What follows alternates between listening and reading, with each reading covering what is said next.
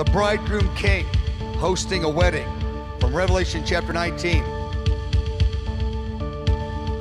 Revelation 19 verse 7. The marriage of the Lamb has come. The marriage of Jesus has come. And the wife, the bride of Christ, the church, they have made themselves ready. Natural history will end with the bride of Christ, the church, saying yes to Jesus in such a radical abandonment that she will be ready for the wedding day. He is preparing a bride for a worthy son.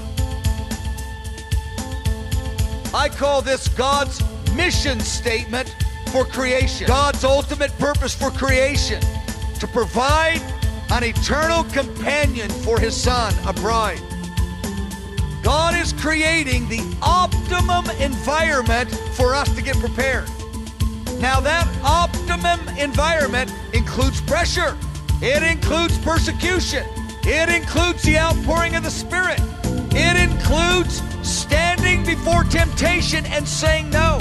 All of these work together to prepare us in mature love for the Son on that day. He is raising you up to be a prepared bride for a worthy son. Our struggle makes sense if we know where we're going. We're on our way to our own wedding.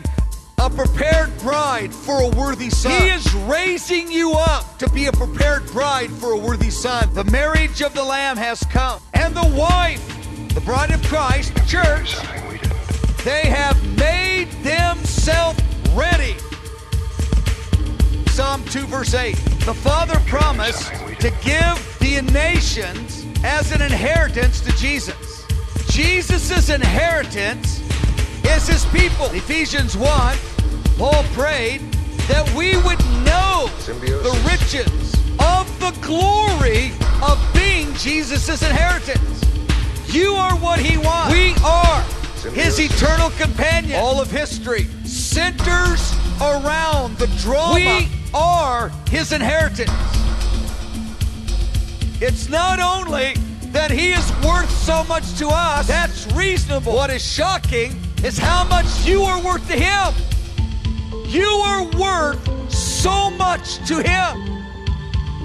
Jesus is a bridegroom king. He is a bridegroom. He is the God with burning desire for his people. At the core of Jesus' being, he is relational. He wants to deeply be involved with us in partnership forever. We think of Jesus as a great king, but he's a distant king to many people. And we think of his main interest in us is to save us, so we'll worship him and we'll work for it. Jesus is looking for something more than affirmation and a free workforce. He is the God with burning desire for his people. Jesus, being a bridegroom, means he's fully opened his heart to us and invites us into partnership with him in the deepest way. As a king, he shares his power with us. As a bridegroom, he shares his heart with us. As a king, he wants service. As a bridegroom, he wants partnership. As a king, he gives us mandates. As a bridegroom, he wants conversation with us. As a king, he wants to rule over us. As a bridegroom, he wants to rule with us. As a king, he wants obedience. As a bridegroom, he wants loyal love.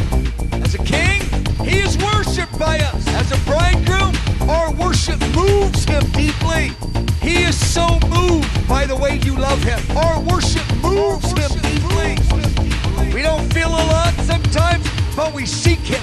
We choose to obey instead of yield. We choose to stay steady instead of draw back. If it was all about just making us happier now, giving us more money now, giving us more anointing now, giving us a bigger ministry, making things work better, then we would be confused. But he says, no, all of those things will happen, but I have a bigger plan. I'm preparing you for a wedding in which you will be equally yoked to my son in love.